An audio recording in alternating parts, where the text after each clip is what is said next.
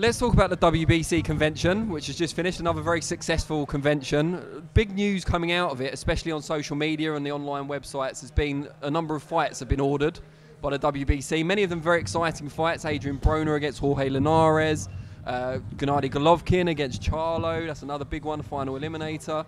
Just wanted to ask you about some of those. How many of those fights do you expect to happen? Well, they should happen. That's what the ruling came from the floor, from the Board of Governors. And most of them are highly competitive to make boxing better, to see the fans follow the sport and see the fights they really want to see. So we'll see. It happens. Some fights fall, some fights are made, and we'll see. But I'm very excited of what happened. Which of those fights that were ordered last week are you personally most looking forward to? Charlo Golovkin is one of the fights that should take place. The winner of that fight positions himself for the fight with Canelo Alvarez once and for all. Of course, the heavyweights. I'm very much looking forward for Fury against Wilder and the winner to fight Joshua. That's what we're going to fight for. And every single division has very interesting matchups. What do you make of that Fury-Wilder fight? There's been a lot of talk so far, 3-city press tour, explosive, a lot of arguments back and forth. What do you think we'll see in the ring on December the 1st? A great boxing match, legendary fight, fight for the ages.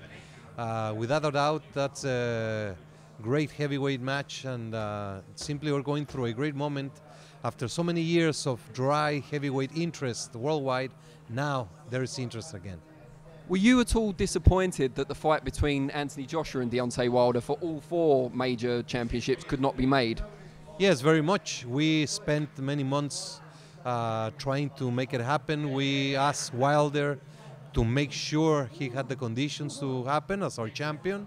We asked the mandatory contender to stand still and wait and try to see the fight happen, but unfortunately it didn't happen, but maybe it'll become bigger for next year.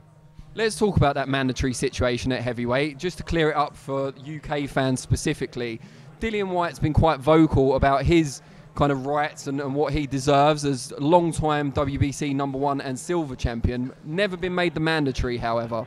What's the situation there with Whyte and Dominic Breazeale? I met with Dillian Whyte before going to Kiev. We had a sensational meeting. He's a great fighter and a very nice person that I support. He's do a lot of social responsibility, so we talk the same language.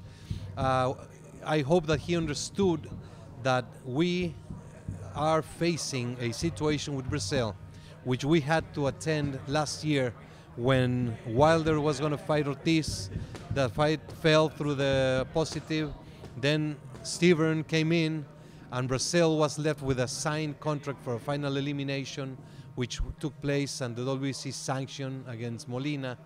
Whyte at the same time was competing to fight Helenius for the silver title, has been active.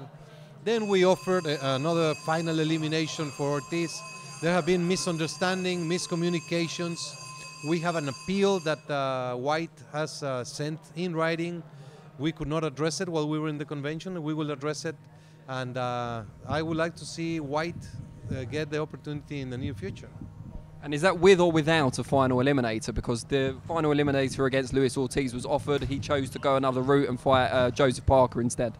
Well, in order to be mandatory contender, you have to fight a final elimination bout or have to be appointed mandatory contender by the WBC Board of Governors. I made that clear. I offered him several alternatives, and we just received his appeal, and we will deal with it. But I believe he deserves an opportunity, but we'll address it when the time comes.